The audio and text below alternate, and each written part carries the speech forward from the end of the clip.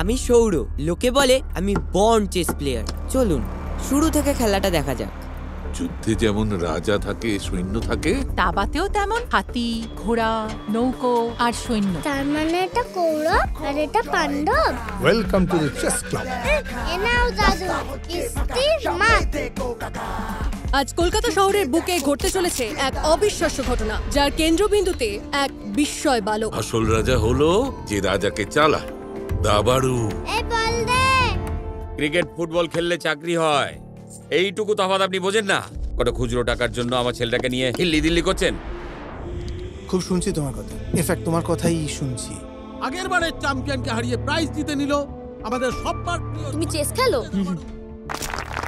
এই খেলা নয় গো, খুনিয়া। এই খুঁটি নাড়লেই পয়সা। আমরা মধ্যবিত্ত মানুষ, আমাদের আসল লড়াই ভাতে। দু নৌকোয় পা দিয়ে না চলা যায় না জানিস? স্যার আমিও প্রমাণ করে দেবো, এই উত্তর কলকাতার রক থেকেই গ্র্যান্ড মাস্টারের জন্ম হয়। দেশে যখন খেলোয়াড় তৈরি হয় তখন রাষ্ট্র তার পাশে দাঁড়ায়, আর এদেশে খেলোয়াড় তৈরি হয়ে যাবার পর তখন পাশে দাঁড়ায়। দাদু ভাই, পৃথিবীতে কোনো কিছু স্ট্যাটিক নয়। সময়কে দাম না দিলে মুহূর্তের মধ্যে সময় বদলে যায়।